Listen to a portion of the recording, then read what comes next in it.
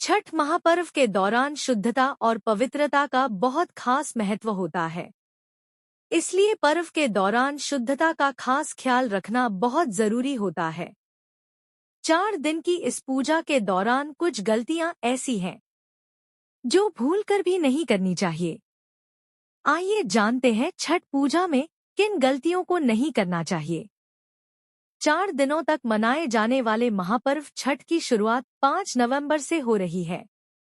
छठ महापर्व के दौरान शुद्धता और पवित्रता का बहुत खास महत्व होता है। इसलिए पर्व के दौरान शुद्धता का खास ख्याल रखना बहुत जरूरी होता है। इसे बेहद कठिन पर्व माना जाता है। इस पर्व में व्रती 36 घंटे तक निर्जला उपवास रखते हैं। 4 दिन की इस पूजा के दौरान कुछ गलतियां ऐसी हैं जो भूलकर भी नहीं करनी चाहिए। ऐसा करने से आपकी पूजा असफल हो सकती है और जीवन में नकारात्मक प्रभाव भी पड़ सकते हैं। ऐसे में आइए जानते हैं छठ पूजा में किन गलतियों को भूलकर भी नहीं करना चाहिए। उत्तर भारत में सबसे मुख्य पर्व छठ महापर्व को ही माना जाता है। 4 दिनों तक बड़ी ही धूमधाम से छठ का पर्व मनाया जाता है। इस साल 5 नवंबर से नहाय खाए के साथ इस पर्व की शुरुआत हो रही है। 6 नवंबर को खरना और 7 नवंबर संध्या अर्घ, वहीं 8 नवंबर उगते सूर्य को अर्घ देने के साथ छठ महापर्व की समाप्ति हो जाएगी। इन 4 दिनों के दौरान शुद्धता और पवित्रता का बहुत बारीकी से ध्यान रखना होता है। इस दिन इन कामों से बचना चाहिए। नंबर 1, हजामत ना करवाएं। छठ महापर्व के 4 दिनों के बीच बाल, नाखून यानी हजामत की चीजें भूलकर भी नहीं करवानी चाहिए। नंबर 2, इन चीजों को स्पर्श न करें। इस दौरान जितने भी अस्पर्श वाली चीज हैं, उनको छठ महापर्व के दौरान स्पर्श नहीं करनी चाहिए।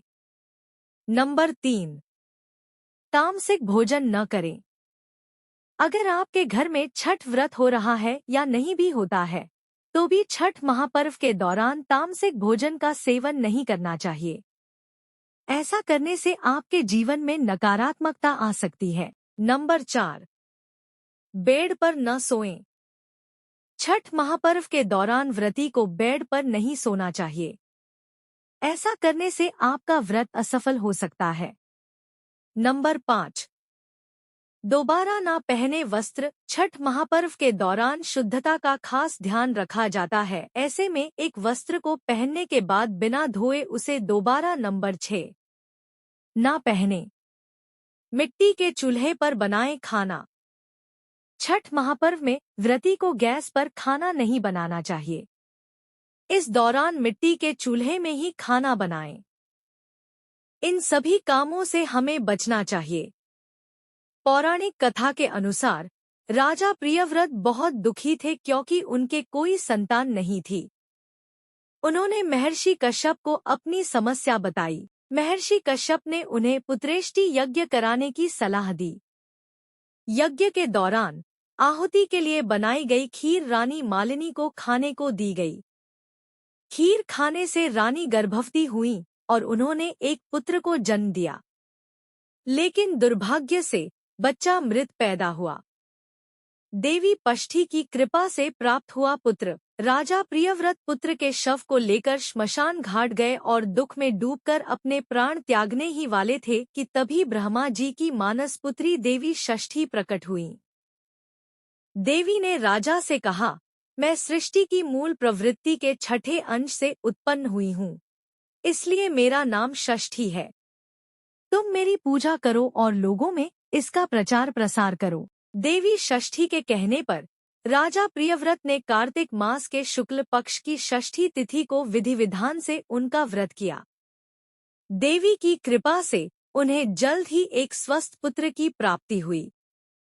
राजा ने पुत्र को पुनः प्राप्त करने के बाद नगरवासियों को षष्ठी देवी का प्रताप बताया। तब से पष्ठी देवी की आराधना और उनके व्रत की शुरुआत हुई।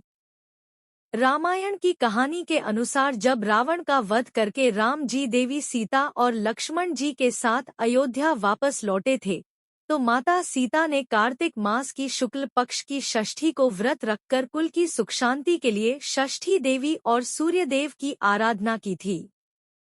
इसके अलावा द्वापर युग में द्रौपदी ने भी अपने पतियों की रक्षा और खोया हुआ राजपाट वापस पाने के लिए षष्ठी का व्रत रखा था। ऐतिहासिक रूप से मुंगेर सीता मनपत्थर सीताचरण मंदिर के लिए जाना जाता है, जो मुंगेर में गंगा के बीच में एक शिलाखंड पर स्थित है। ऐसा माना जाता है कि माता सीता ने मुंगेर में छठ पर्व मनाया था। इसके बाद ही छठ महापर्व की शुरुआत हुई। इसीलिए मुंगेर और बेगूसराय में छठ महापर्व बड़ी धूमधाम से मनाया जाता है।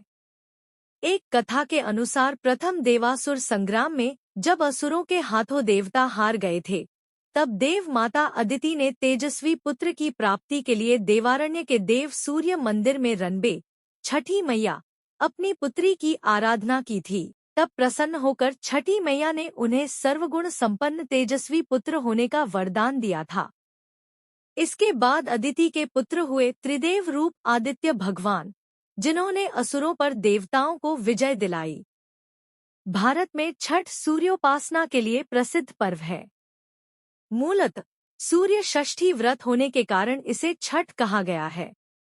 यह पर्व वर्ष में 2 बार मनाया जाता है, पहली बार चैत्र में और दूसरी बार कार्तिक में।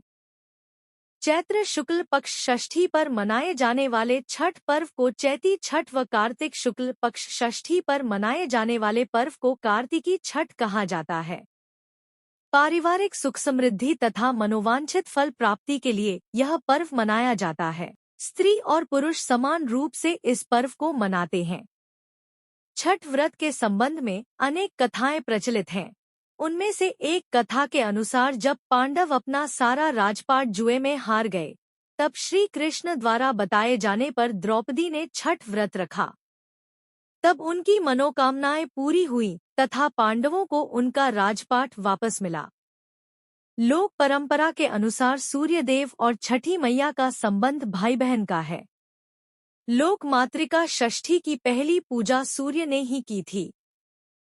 सूर्य के प्रकाश के साथ उसकी पराबैंगनी किरण भी चंद्रमा और पृथ्वी पर आती है।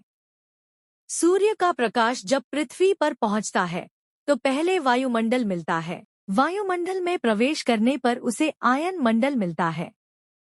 पराबैंगनी किरणों का उपयोग कर वायुमंडल अपने ऑक्सीजन तत्व को संश्लेषित कर उसे उसके एलोट्रोप ओजोन में बदल देता है।